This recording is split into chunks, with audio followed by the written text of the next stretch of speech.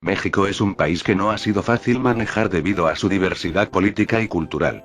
La política es un campo criticado por muchos y la presidencia un trabajo difícil.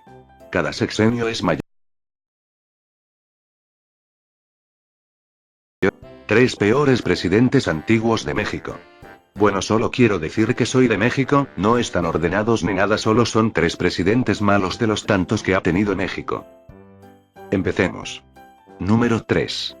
Miguel Alemán Valdés, 1946 a 1952.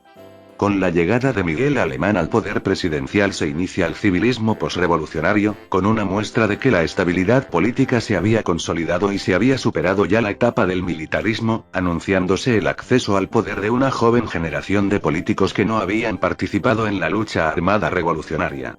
Por lo anterior, aun cuando se había propuesto como meta la democratización del país, Alemán hubo de iniciarse hacia una moderna forma de autoritarismo, puesto en práctica por medio de tres líneas de acción. A. Sometimiento de los gobernadores a la disciplina política presidencial. B. Eliminación de la izquierda en los sindicatos. C. Expulsión de los elementos comunistas del PRI.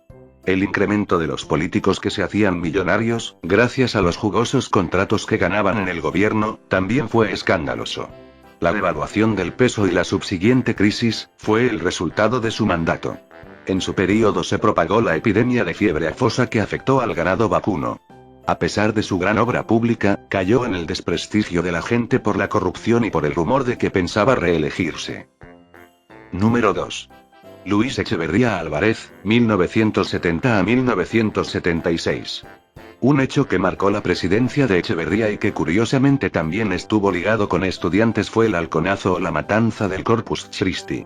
Sucedió el 10 de junio de 1971, durante una manifestación estudiantil en la Ciudad de México en apoyo a los estudiantes de Monterrey y donde estuvo involucrado un grupo paramilitar al servicio del Estado llamado Los Halcones. Luis Echeverría concluyó este suceso desligándose del grupo y pidiendo la renuncia del jefe del departamento del Distrito Federal.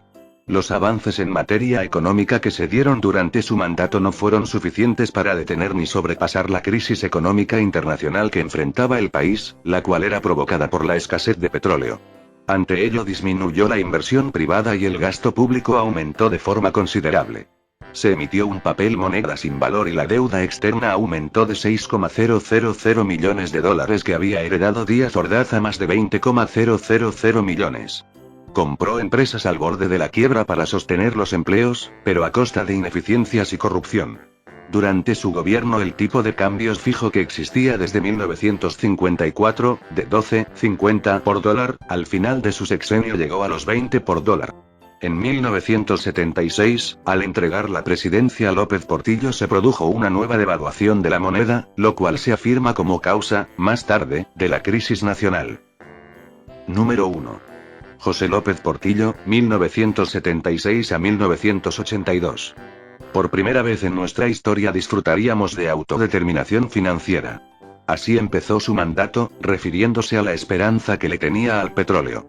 Apostó todo por pensar que el petróleo como materia prima sacaría a la población mexicana de la pobreza. Ha sido uno de los grandes errores en política gubernamental de todos los tiempos.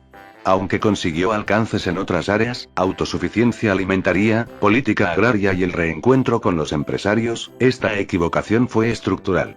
Lo siguiente fue la liberación del endeudamiento y los problemas siguen prevaleciendo. Con el raudal de dinero proveniente del petróleo y del crédito se intentó un proyecto de industrialización y modernización en 5 años que rebasaba todas las posibilidades técnicas y económicas. El gasto público se desbocó. En 1978 creció en un 38% sobre el de 77, el presupuesto de egresos se elevó en un 23% y el de la inversión pública un 37% sobre el año anterior. En 1980 el gasto público volvió a crecer un 33%. Para atenuar los efectos de las vergonzosas acciones del gobierno, emprendió una tardía disminución del gasto público, impuso más controles a la importación, subió los precios y tarifas públicas y elevó las tasas de interés. Otro error inmediato fue decretar un alza general, eminentemente populista, de sueldos y salarios del 10, 20 y 30% que elevó los costos de producción, atizó la inflación e hizo nulas las demás medidas.